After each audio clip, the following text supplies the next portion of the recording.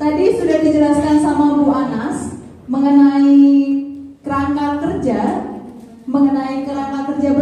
pembelajaran mendalam. Sebelum kita masuk di materi, alangkah baiknya kita ice breaking sebentar, nggak sampai 5 menit, oke? Bangun semuanya. Ayo semangat, biar nggak pada ngantuk-ngantuk. Ayo. Oke.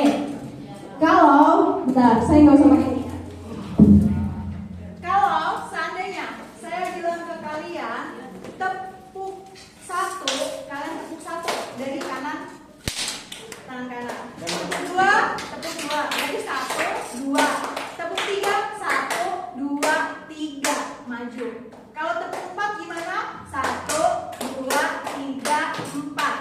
Kalau tepuk 5, 1, 2, 3, 4. Ha.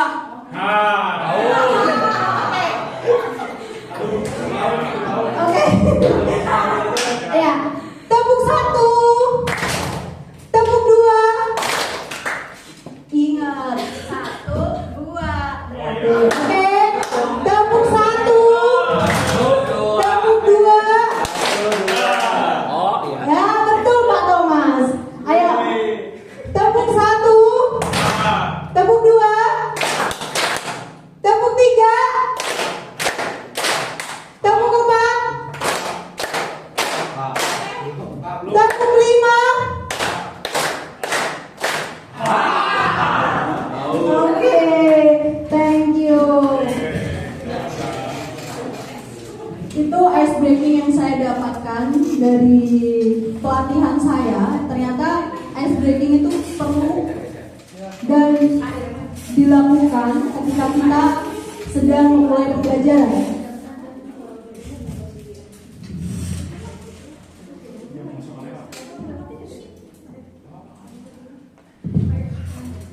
Ya, kerangka kerja ini tadi sudah dijelaskan oleh Bu Anas mengenai yang pertama ada dimensi profil lulusan, yaitu ada 7K dan 1P, yaitu tadi keimanan, kewargaan, kreativitas, kolaborasi, kemandirian, kesehatan, komunikasi, dan juga penalaran kritis. Nah, pada kerangka pembelajarannya kita akan belajar untuk membuat RPP. Ini adalah salah satunya, yaitu praktik pedagogis, kemitraan, desain pembelajaran, lingkungan pembelajaran, dan pemanfaatan digital.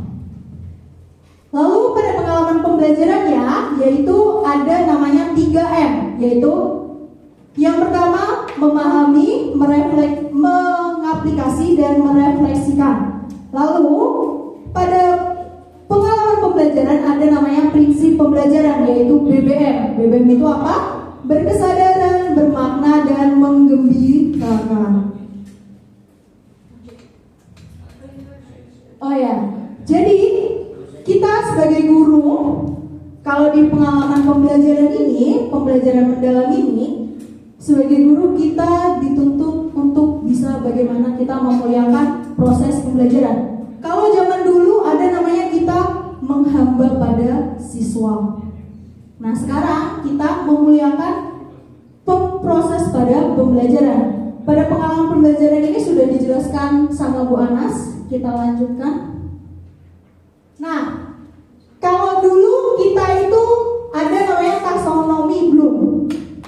Itu mencipta, mengevaluasi, menganalisis, menalar, memahami, dan mengingat.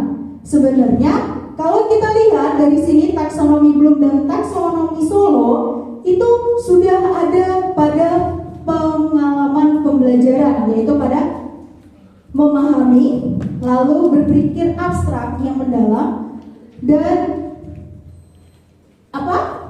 Kalau kita lihat di situ apa Pak Masyur?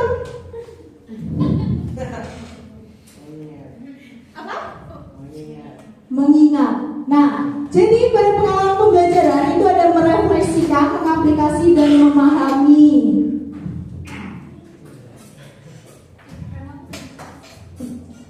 Oke, kita cepatkan saja ya. Oke, ini pada pengalaman ada 3M tadi.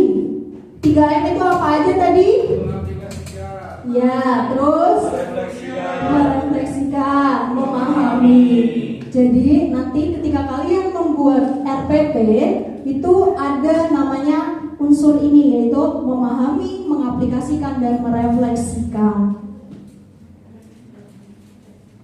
Nah, pada pengalaman pembelajaran itu kalau pada memahami ini kita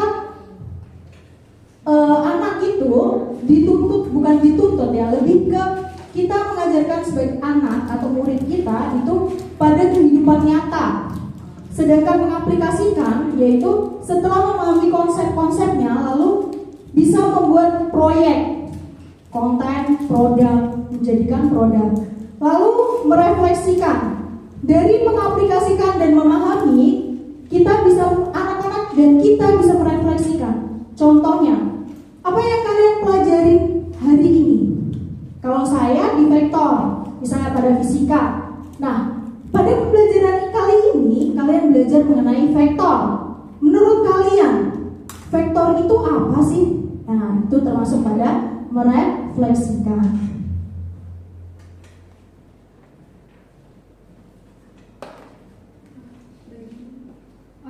Ya, nanti saya akan memberikan modul untuk kalian kerjakan. Untuk pada rumpun IPA itu MIPA nanti mengerjakan studi kasus 1 ya. Oke? Nah, ya, betul. Memahami itu karakteristiknya Bapak Ibu bisa membaca. Contohnya seperti guru mengeksplorasi pengalaman-pengalaman pada murid terhadap permasalahan sosial di masyarakat sebelum menyampaikan topik permasalahan sosial pada pembelajaran IPS. Mungkin kalau seandainya pada pembelajaran saya mengenai kinematika mungkin bisa berhubungan dengan kejadian nyata pada murid, yaitu misalnya tiba-tiba mereka naik sopir mereka naik mobil, sopir mereka tiba-tiba ngerem mendadak. Nah, itu apa yang terjadi? Mereka bisa analisis dari situ. Nah, lalu guru memberikan data kemiskinan di Indonesia serta meminta peserta didik untuk memahami dan memberikan tanggapan. Nah, ini mengaplikasikan. Mengaplikasikan itu berarti dia berhubungan dengan konsep baru dengan pengetahuan. Jadi menghubungkan konsep yang baru dengan konsep yang sebelumnya. Pastikan akan berhubungan. Contohnya, topiknya pada persamaan linier. Nah, dasarnya murid memahami bentuk umum persamaan linier dan cara menyelesaikannya. Pendalaman pengetahuannya apa? Peserta didik menerapkan persamaan linier dalam masalah keuangan, seperti menghitung keuntungan bisnis dan menentukan titik impas dalam penjualan. Yang terakhir yaitu merefleksikan. Pada merefleksikan ini, jadi kita memberikan motivasi, terus melakukan refleksi terhadap pencapaian tujuan pembelajaran. Apakah sudah tercapai atau belum?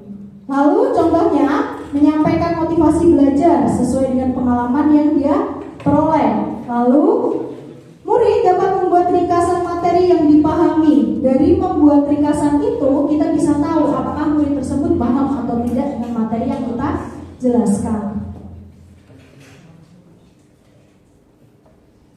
Nah, saya mau nanya nih ke Pak Diki mungkin ya.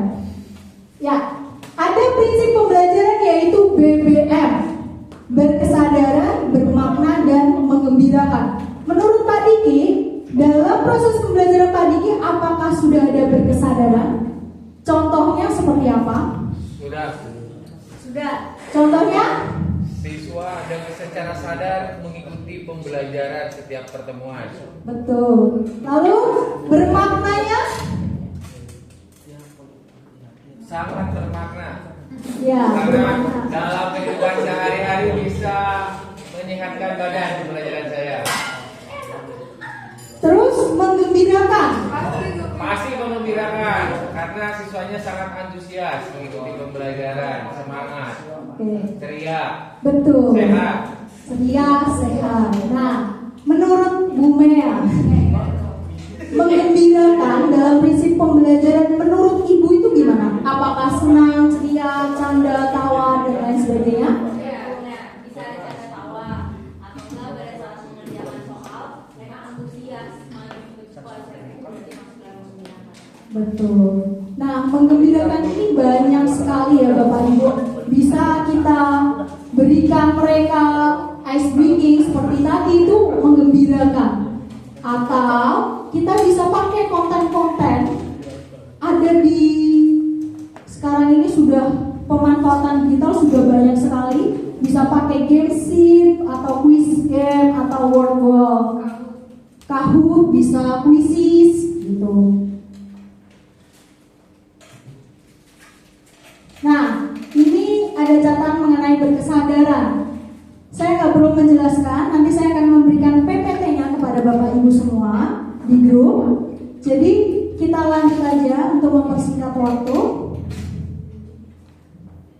Nah, terakhir, ini mengenai pada 4 pilar pendekatan humanis. Jadi kalau memuliakan itu ada pendekatannya. Kita pakai apa? Olah pikir, olah hati, olah rasa, dan olah raga. Nah, olah rasa ini kita menciptakan pengalaman belajar yang melibatkan emosional pada peserta didik.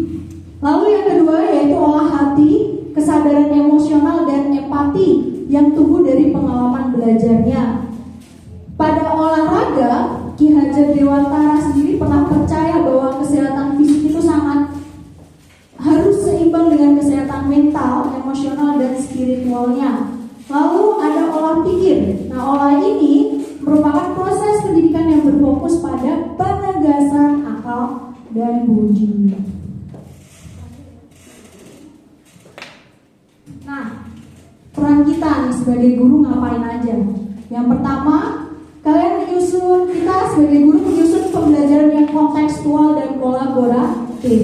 Yang kedua, menjadi fasilitator dalam proses berpikir kritis dan reflektif.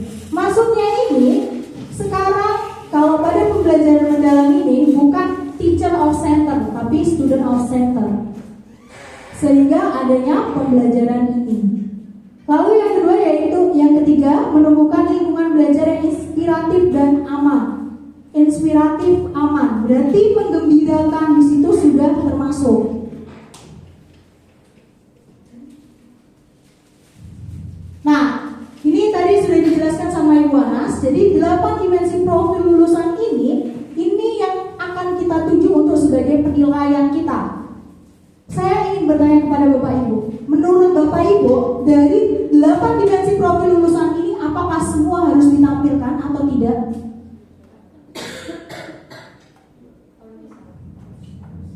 Apakah harus? Apakah harus menurut Bapak Ibu? Tidak harus. Kalau seandainya kita 8 yang kita pakai, itu hal yang tidak mungkin untuk dalam penilaian kita. Karena penilaian kita tertuju pada 8 dimensi ini. Tapi kita lihat dulu materi-materi yang misalnya kita sampaikan mengenai, kalau saya mengenai kinematika, berarti dia berhubungan dengan kreativitas, penalaran kritis, komunikasi, kemandirian, dan juga kolaborasi.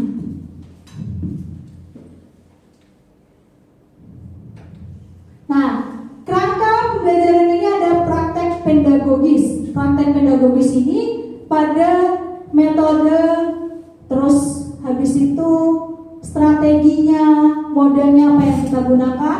Lalu kemitraan pembelajaran ini berkaitan dengan mungkin kita berhubungan, kalau saya berhubungan dengan mungkin BMKG dan lain sebagainya, atau guru-guru yang lain, guru-guru lintas mata pelajaran.